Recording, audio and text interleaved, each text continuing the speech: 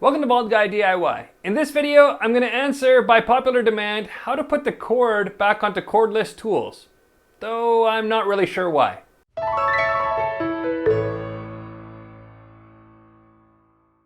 Ever since my first Dewalt power supply hack, I've been asked over and over again by people who've checked out the video if I could put the cord back onto cordless tools, or in other words, if cordless tools could be run directly from an outlet. Now, there's a bunch of reasons why I don't really think that's a good idea. Cordless tools are almost always more expensive than their corded counterparts, and corded tools tend to be more powerful because they use 120 volts and 15 amps, which combined is a lot more wattage than a standard cordless tool. If you're going to buy a new tool, it's almost always going to be more worthwhile to buy a corded tool if you don't need the cordless freedom than it would be to buy a cordless tool and try to modify it to work with an outlet. As I've been asked for it over and over again, I have put a lot of thought into what it takes to build one, and while I'm not going to build it in this video, I am going to talk about some of the design considerations and some of the choices that need to be made if we're going to pursue this type of project. When I lay out the cost, the bulk, and the effort that goes into it, I think in most cases it would still be worth it to buy a corded tool, even if you already had a cordless tool that would do the job. When you look at the total package of price, availability, power, and more, it's going to make more sense in almost every case to get a corded tool. I'm sure that there are some special circumstances that makes this dual functionality worthwhile, but in almost every case there is a real reason to have a corded and cordless version if you need the features of each. But without questioning why you need such a thing, in this video I'm going to lay out the basic requirements that are needed and talk a little bit about what it's going to take to overcome the challenges that exist with it. So without further ado, let's jump into it. There's really four main steps that we need to it. We need to transform the AC voltage down to a lower voltage. We need to rectify it to a DC voltage. We need to convert it to the right voltage for the tool. And finally, we need to find a way of connecting it to the tool, and I expect to do that by using an old non-functioning battery. When we complete the four parts of the project, we'll once again have an outlet-powered tool, but there are some real challenges in between. Let's talk about the transformer for a minute. Now you might think, well, isn't there already a transformer in a battery charger that takes the outlet voltage and converts it down to a voltage that can charge the battery? You're right about that, but the biggest thing with power tools is how much current they require. There's a reason you can deplete a cordless tool in 15 minutes with a high current draw by putting a lot of load on the tool, and yet it might take 45 minutes to an hour to charge it up when you put it on the charger. The reason for that is because the charger is going to charge with a lot lower current flow, which requires a lot more time to charge the battery for the same amount that you depleted in a much less time by putting a lot higher current draw on the batteries. This is important because heat generated by the batteries, it causes them to be less efficient, causes them to wear out faster and need replacement sooner.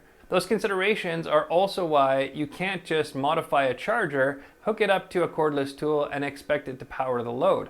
While it will supply the right voltage, it's not going to supply nearly enough current in order to make the tool work at anything close to its proper capacity. Now when I say this, I'm not talking about things like LED lights that are powered by cordless tools, because those don't tend to draw a lot of current, but what I am talking about is the typical drills, impact drivers, saws, all of those things that require a lot of current flow. Anything with a motor load, basically, when you load it up, is going to require more and more current. How much current are we talking about? Well, the standard battery packs that come labeled 20 volts have 30 amp cells in them, which means that you would expect to see at least a 30 amp current draw in a lot of cases with the tools that they use.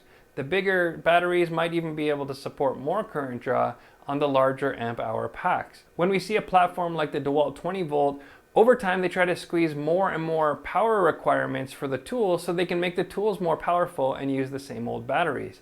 That creates a demand for higher and higher current.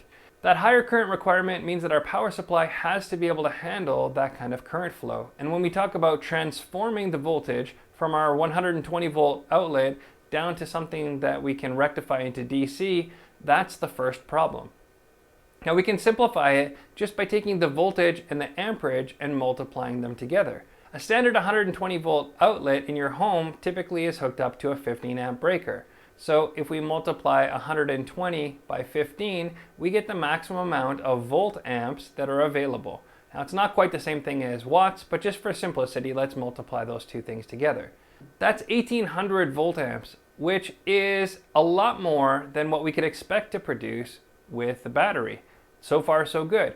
So on the battery, we would expect to see 20 volts and let's say 30 amps. 20 volts by 30 amps is 600 volt amps. That's quite a bit less than what the outlet can supply, but it's quite a bit more than the average transformer. Transformers get bigger, heavier, with a lot more wire, the higher the volt amps goes. And so when we look at the most basic little control transformers, they're only going to be rated for about 50 volt amps. And here we need something rated at least 600 volt amps. The inrush current for a motor starting or a motor under high load can even exceed those rated amounts because it's rated on a peak performance instead of on the continual performance. So when we put that into account, 600 volt amps is kind of the minimum, but to be on the safe side, you'd want to have a transformer that's probably capable of at least 1000 volt amps or 1 kilovolt amp. If we don't satisfy those basic requirements, we're either going to burn out the transformer or not be able to supply enough current, see too much of a voltage drop, and have poor performance overall. When you take a look at the size of a 1000 VA transformer, it starts to get pretty unworkable. The thing can weigh 20 pounds or more, it can be a large format, and that idea of just something that quickly clips onto the back of a cordless tool and ready to go suddenly disappears. You realize that you're going to need some other kind of box or backpack unit in order to create that conversion, and suddenly it's quite a different scenario than what we first envisioned. Now when you think about the typical corded drill compared to a cordless drill, they're about the same size, and so it seems kind of confusing why it would take so much more equipment to do that. But those drills that are corded are already meant to work at that voltage. So the windings and all of the components inside those drill motors are already perfectly sized to work right with the outlet. They don't require any conversion. But to do the conversion for the cordless tools, that's where we're going to need this large transformer. I priced out some 1000 VA transformers that would go from 120 volts to 24 volts, and I start to see prices around $400 US. That's already a lot more than a lot of corded tools cost. So depending on your situation, that might be a deal breaker right away. Let's assume for a minute you can find the right size transformer, 1000 VA maybe. Maybe you have one laying around from some other project. The next step is to rectify that voltage so that it's now DC or all in one direction. That's fairly simple and probably the easiest part of the project because a simple bridge rectifier that can handle 60 amps is only a few dollars, maybe $10 or $20 at the most. I found some online. I think I got 4 for $20 or something. It's really not the most expensive part of the project. We're going to go from the transformer to the rectifier, and on the other side of the rectifier, we now have a DC voltage. But it's not the right voltage for the cordless tool, so we need a DC converter, which is the next part of the process. With the DC converter, we're going to take an input voltage and convert it to the 20 volt output that we need for the cordless tools. There are lots of different models online, but the most important thing is we need to know what the current rating of the device is, especially the current output. I looked all over the place, but the most common output that I could see is actually only 20 amps. And we talked about needing 30 amps or more. What this means is that we're going to need multiple converters, and we're going to need to connect them in parallel in order to supply that extra amperage that we need at the same voltage. This is going to make it a little bit tricky as well because we'll have to match those voltages very closely, otherwise they're going to unequally load across the converters. So we have transformer, rectifier, and converter.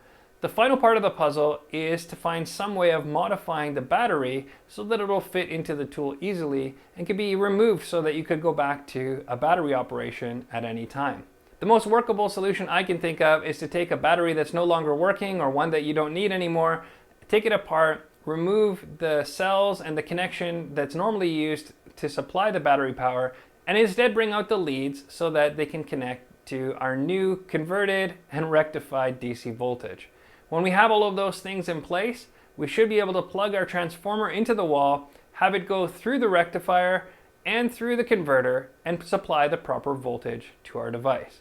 So just to recap, you're going to have a transformer that weighs about 20 pounds, rectifier, 2 or more of these DC converters, and a modified battery, all to make this work. If you were to look at the brand new cost of all of those things, you're probably over $500 or $600, depending on the cost of your battery and your transformer.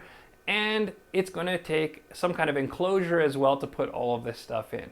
When we factor those things in, and taking into account my own personal DIY philosophy, which says that you only do something with DIY if it has a distinct advantage, for it to be heavier, more expensive, and less powerful than a corded tool, in most cases, that's a real deal breaker. But for the sake of popular demand, I'm going to go ahead and build the project anyway, so stay tuned for the next video where I show how to actually build this and we'll see how it performs. I'll be doing it with my Dewalt tools, but of course it works on other cordless brands as well. So if this is something you've always wanted to try, but wondered why it doesn't exist online, hopefully you understand that a little better, but we'll see how it actually performs and if it's worth it down the road. Keep in mind that tools that require a lot less current are going to be the most easy to convert because we can use smaller components, and the tools that have the biggest draw, like portable saws, especially the portable miter saws or table saws, those kinds of things, are really going to stretch the limits of what's possible even if we have all the properly sized components. If you like this kind of content, please give it a thumbs up, subscribe to the channel, and check back regularly as I post a new video every Saturday morning. If you have a comment, suggestion, or reaction to this video, leave it in the comment section below or send me an email. My information's in the description. If you have other Dewalt hacks in mind, feel free to bounce them off me and I'll see if they're practical and worth giving a shot. And until next time, for all your DIY projects, the ones that work better in our dreams and the ones that work in real life, don't be afraid to be bolder.